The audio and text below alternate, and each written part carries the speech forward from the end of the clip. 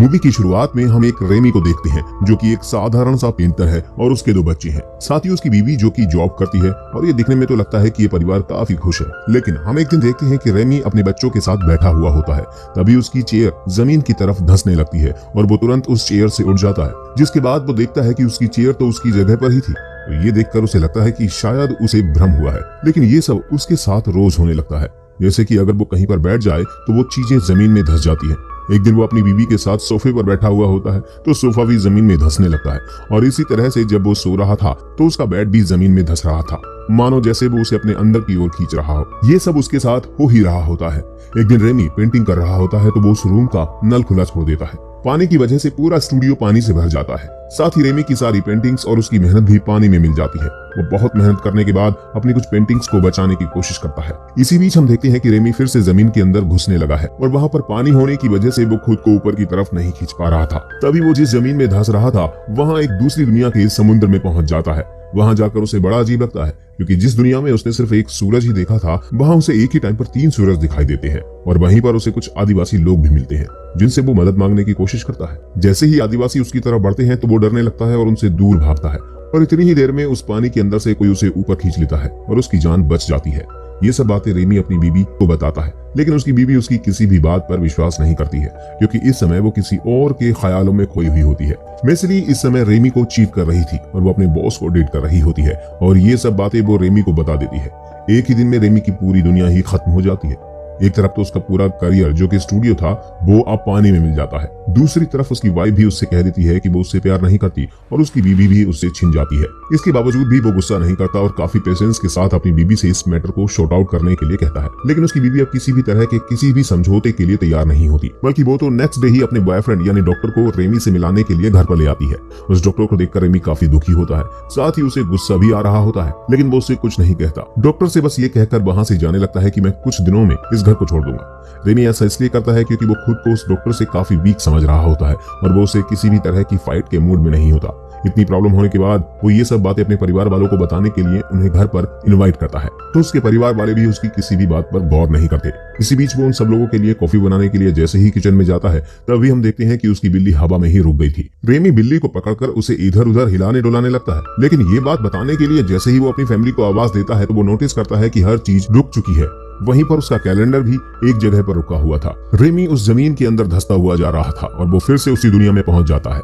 वहां पहुंचने के बाद उसे कुछ लोग दिखाई देते हैं जो कि मांस को काट रहे थे, तो रेमी सोचता है कि वो इन लोगों से मदद लेगा। लेकिन जैसे ही रेमी उनके पास पहुंचता है और मदद की बात करता है तो वो लोग उसे देखकर उसी को अपना शिकार बनाना चाहते हैं। रेमी तुरंत वहां से भागने लगता है और भागते हुए गाँव के पास में गुफा में पहुंच जाता है। गुफा में पहुंचते ही उसे फिर से कोई एक शक्ति अपनी पुरानी दुनिया में वापस खींच रही होती है और वो किचन की तोड़फोड़ के साथ फिर से अपनी दुनिया में वापस आ जाता है और समय फिर से शुरू हो जाता है।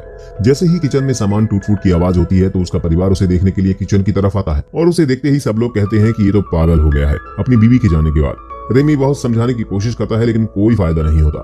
उसके बाद वो डॉक्टर के पास जाता है और डॉक्टर को अपनी चोट दिखाकर उसे भी यही कहानी बताता है, लेकिन डॉक्टर उसकी बात पर कोई विश्वास नहीं करता। नेक्स्ट डे रेमी अपने ऑफिस पहुंचता है। वहां पर उसे काफी सारे लोग घेर कर रखते हैं।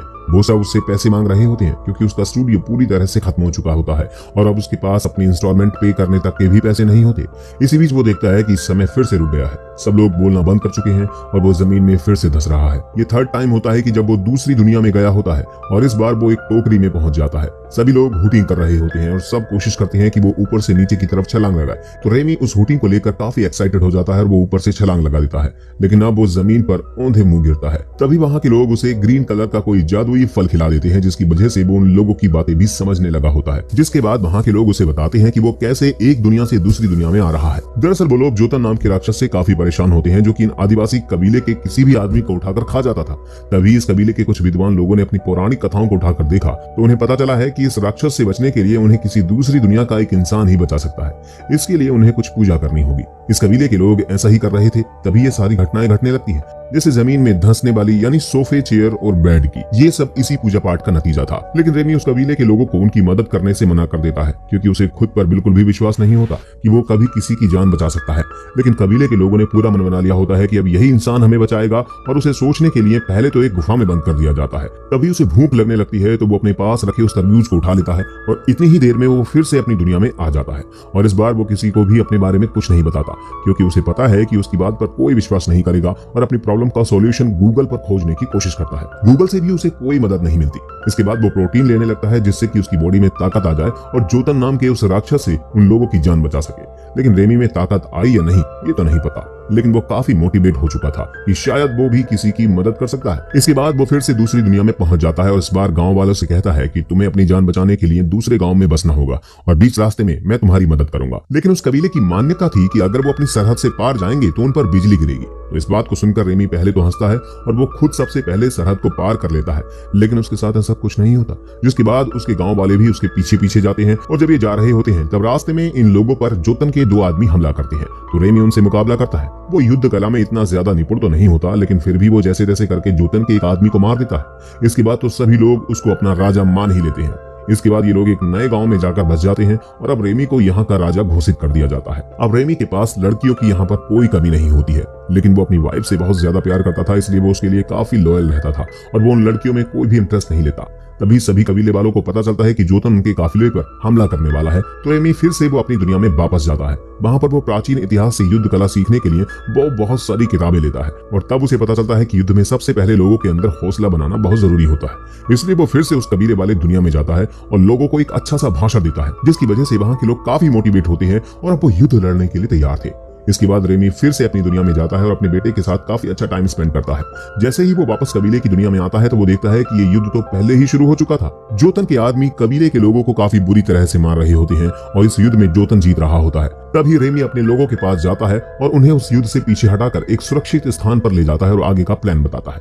उस प्लान के तहत वो जोतन के सैनिकों के पास जाता है, उन्हें काफी बुरा भला बोलता है, यहाँ तक कि उनमें से काफी सारे सैनिकों पर वो हमला भी करता है। जिसके बाद जोतन के सैनिक काफी गुस्सा हो जाते हैं और वो रेमी के पीछे भागने लगते हैं। उन्हें अपने पीछे भागते हुए वो खाली जमीन पर ले आता है और खुद एक खोखली लकड़ी में घुस जाता है और वो अपनी सेना को उन पर हमला करने के लिए बोलता है। इस बार आदिवासी जोतन के सैनिकों पर भारी पड़ जाती है। उनमें से आधे तो मर जाते हैं और आधे मैदान छोड़कर भाग जाते हैं। इसके बाद तो रेमी को पूरी तरह से वहां का भगवान मान लिया जाता है। जीतने के बाद ये एक नए अच्छे सुरक्षित स्थान पर पहुंचते हैं, जहां पर रेमी अपनी मॉडर्न तकनीक के आधार पर काफी कुछ बदलाव कर देता है। वहां के लोग उसकी हर बात को भगवान की तरह मानने लगते हैं। जैसे ही उसके पास इतनी सारी पावर आने लगती है तो रेमी का बिहेवियर कुछ बदलने लगता है और वो अपनी बीवी लूसीली के बॉयफ्रेंड से बिल्कुल भी नहीं डरता, बल्कि वो तो उसे पीटने लगता है।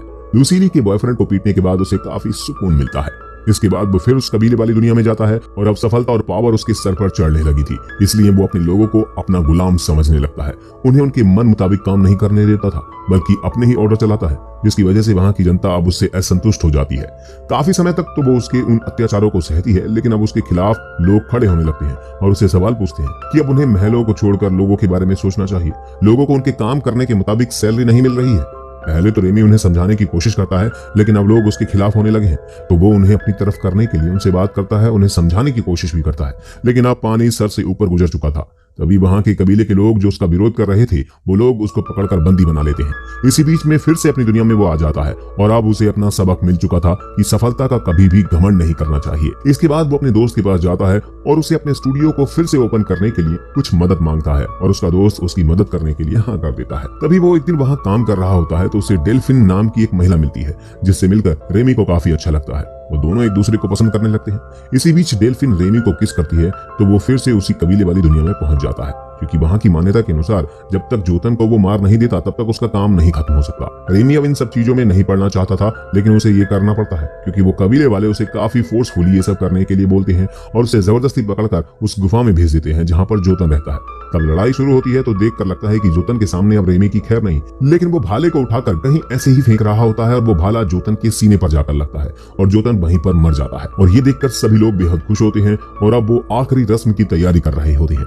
आखिरी रस्म ये थी कि अब ये रेमी को मारकर खाएंगे और ये बात रेमी को जब पता चलती है तो वो कबीले वालों से अपनी जान बचाकर भागने लगता है। तभी हम देखते हैं कि जो वहां के विद्वान लोगों के हाथों में एक चीज होती है उसे वो आग में डाल देता है। इसका मतलब ये था कि अब वो कभी भी इस दुनिया से दूसरी दुनिया में नहीं जा सकता और सब लोग अब उसे पकड़ लेते हैं। लेकिन उनमें से कुछ लोगों को रेमी पर तरस आ जाता है और वो उस जादुई चीज को आग से निकालकर पानी के अंदर डाल देते हैं। जैसे ही वो जादुई उपकरण पानी के अंदर जाता है तो रेमी फिर से अपनी दुनिया में वापस आ जाता है और जब उसकी आंख खुलती है तो वो खुद को हॉस्पिटल में देखता है, जहां पर उसके सामने डेल्फिन और लूसीली दोनों ही वहां पर खड़ी हुई दिखाई देती है। लूसीली रेमी से माफी मांगती है और कहती है वो अपने बॉस डॉक्टर से प्यार नहीं करती, बल्कि वो तो कुछ समय की अट्रैक्शन थी और वो फिर से रेमी को अपने साथ रहने के लिए बोलती है। पहले तो रेमी उसे मना कर देता है। ये देखकर डेल्फिन को बहुत ज्यादा अच्छा लगता है, लेकिन जैसे ही डेल्फिन को पता चलता है कि रेमी और लूसीली का डाइवोर्स फाइनल नहीं हुआ है तो वो उसे दूर रहना ही बेहतर समझती है। अब इस मूवी के लास्ट सीन को देखते हैं, जहां पर रेमी अपने बच्चों के साथ एक बीच पर होता है। वहीं हम देखते हैं कि लूसीली भी उसके साथ है और अब इन दोनों ने पैचअप कर लिया है एक दूसरे की गलतियों को भूलकर, और यहीं पर मूवी खत्म हो जाती है।